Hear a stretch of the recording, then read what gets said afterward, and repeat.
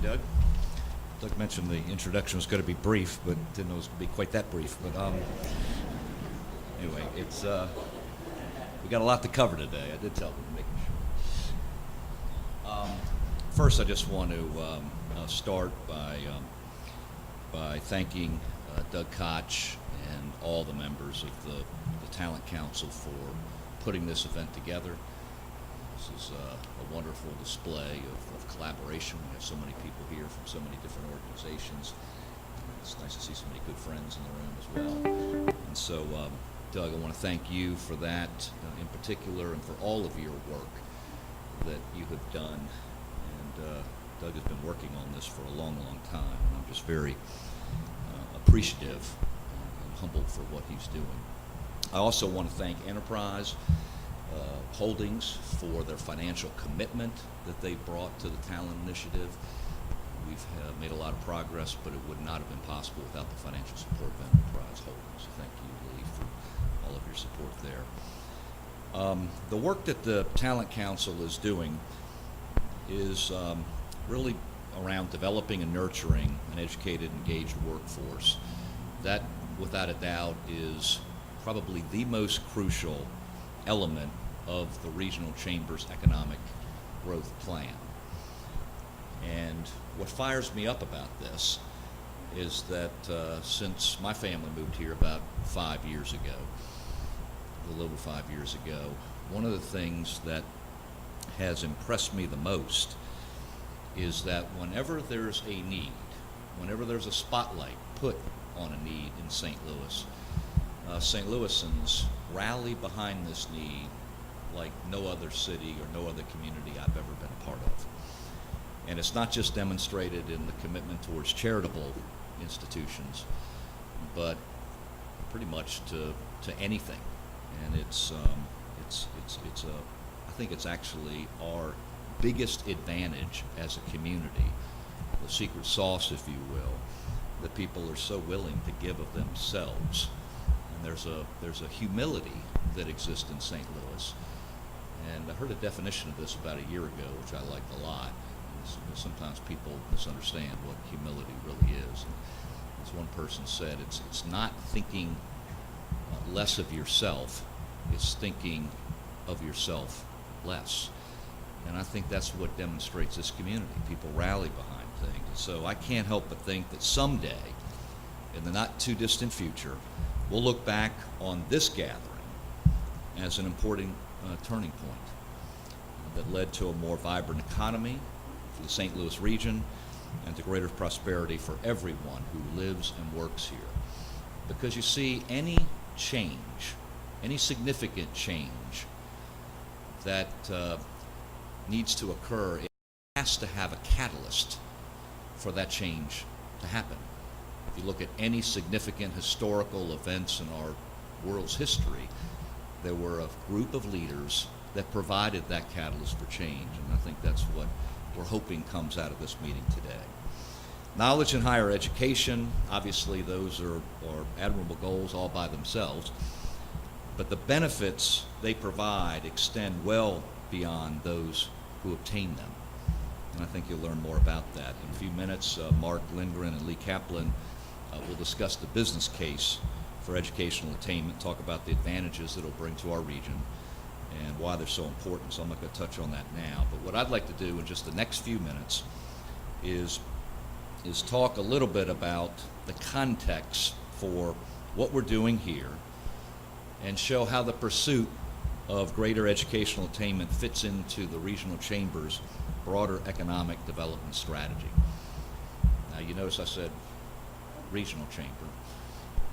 We need to practice that a little bit among the group here, because it's still easy to fall back on the RCGA, and Joe and I kid about this a little bit because I say it sometimes. So I want everybody in unison one time to say Regional Chamber.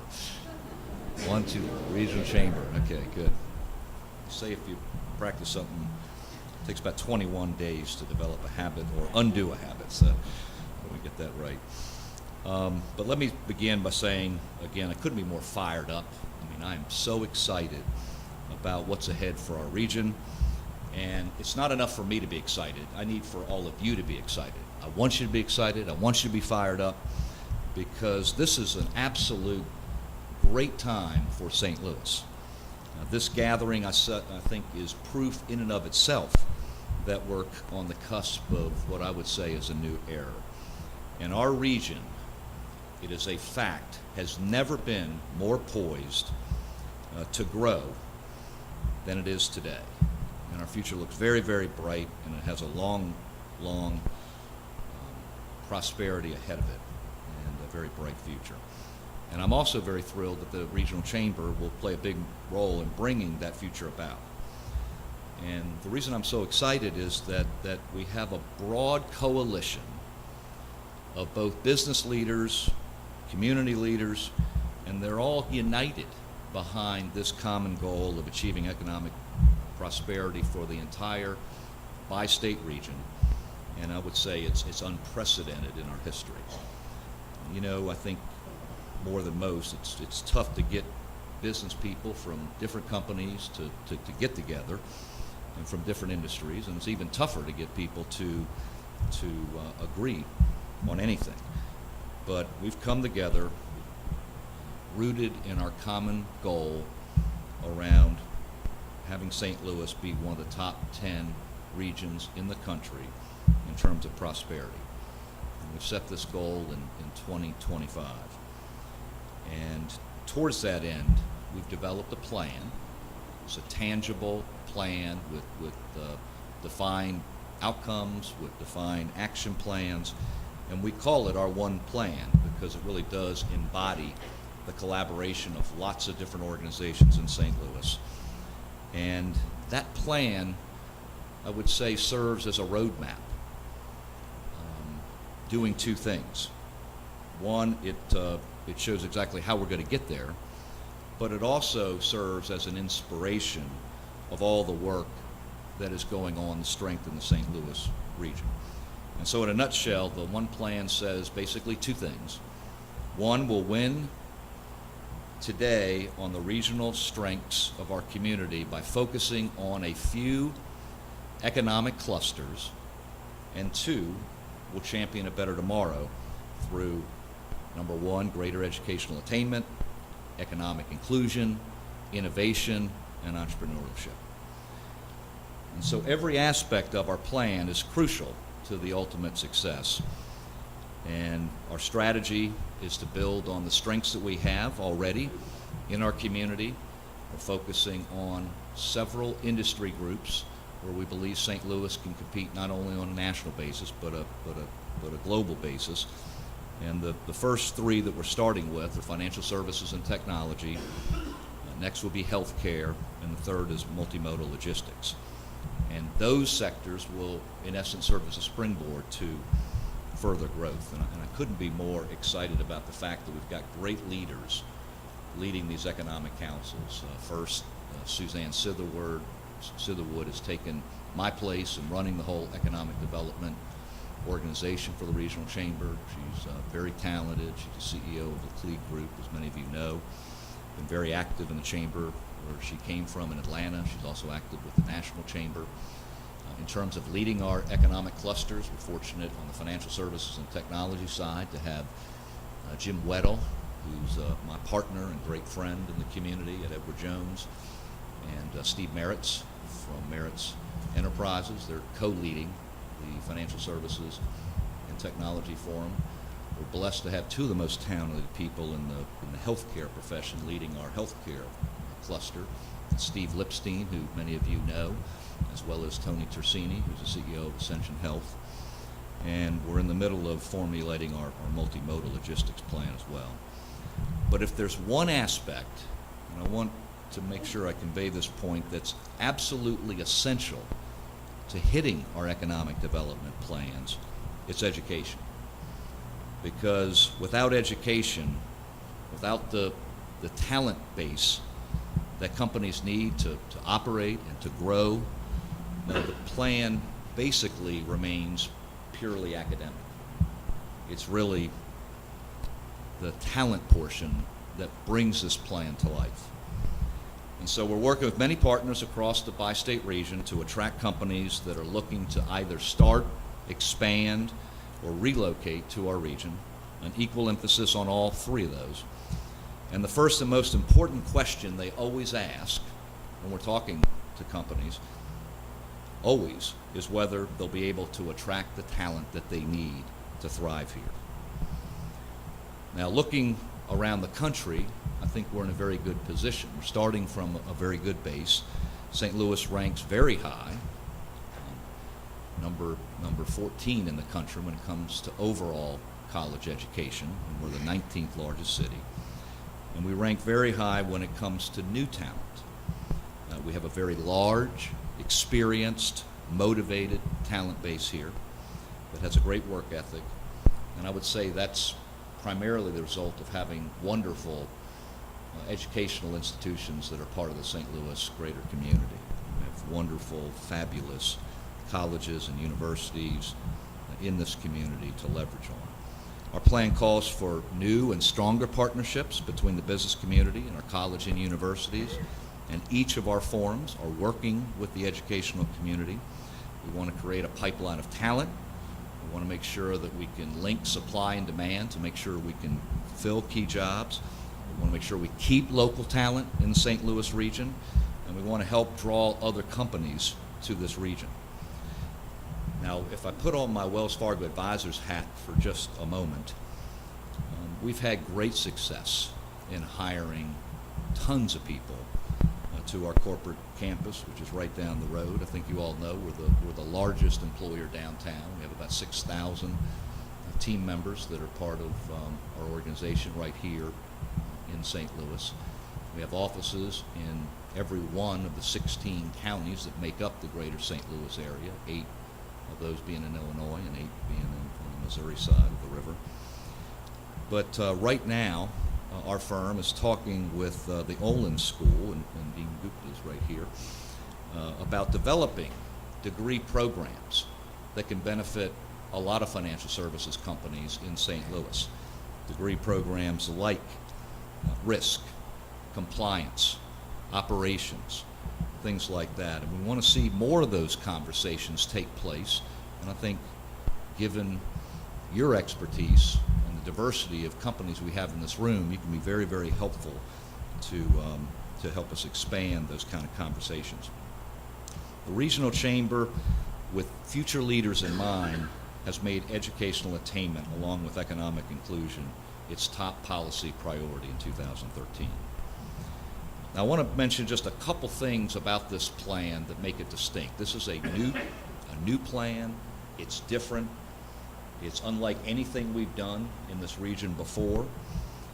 And it's also very exciting that we funded this plan with the largest raise of economic development dollars in the history of the Regional Chamber. We raised $25 million in our campaign. It started about a year and a half ago, which is a 5-year campaign. And this is really obviously very important in making sure we can implement our plan with the vital support of the staff of the Chamber. So the first reason this is distinct is that this is led by the business community. This is not a staff-led regional chamber approach. This is led by the business community with people and leaders with the most knowledge and experience in growing businesses. And I would say they're also the people with the greatest stake in its success. The second reason that this is a little bit different, and why we're excited about its prospects, is this is not some type of experiment. We didn't just come up with this as an idea that we thought we'd try and see if it worked. This has proven to be the most successful way to drive economic development and talent in communities based upon the great results that we've seen in other markets. And you're going to hear from some of them today. But when you look at Atlanta or Philadelphia or Chicago or the northeastern part of Ohio, all of these have adopted a similar approach. So we're in essence taking something out of their playbook and applying it here to St. Louis, because we want to be careful about being all things to all people. We want to have when you think about your own businesses, you all have a niche. You all look at your core competencies. You drive your capital, your resources, your talent to achieve. the best success. And that's what we're going to do here. And it means that we got to not do some things and not go after certain industry groups right now where we don't think we have the biggest opportunity for success. So when you stop and think about the work that's going on here in this room and across the region every day to really shape this new and brighter economic future, it's hard, I think it's impossible not to be extremely bullish on St. Louis. Between local companies and the regional chamber staff, I would say we have all the creativity, we have the discipline, we have the resolve to carry out our plan successfully. We have amazing supporters and partners, as evidenced in this room, that are helping to make sure that our plan does become a shared reality for all of us. And also, we're working, I think, better with our elected and appointed public leaders to encourage them to help formulate policies that support our one plan. And we'll remain focused on cooperating with other organizations, which I would say hasn't always been the case in St. Louis. There's been a lot of competition with some organizations, and we're trying very hard to make sure that this is a shared success, that we're all moving in the same direction by being focused and collaborative with other organizations in our region that share our focus. And so this initiative and energy that exists here in St. Louis, I think, is a great source of pride, and I think our region's positive prospects could be a huge bellwether of great things to come, even for our country. And quite honestly, I'm really just extremely thankful and appreciative of Joe Reagan and what he's done in a short period of time to lead this collaboration. And I think his approach and our regional approach really epitomizes the kind of collaboration and cooperation that, frankly, I think our entire nation can use right now. The point is, talent attracts talent. And this is a very talented group. One of my favorite old adages is that first-class people attract first-class people, and second-class people attract third-class people. And this is a first-class group of individuals, and I'm so proud to be part of this wonderful community. I am honored to be associated with the regional chamber, and I'm more excited than I can possibly convey to you this morning about what lies ahead for all of us as we use our collective skills, our collective strengths, our diversity of thought, experiences to inspire greater educational attainment and lift our region to even greater heights. Thank you very much for your time this morning.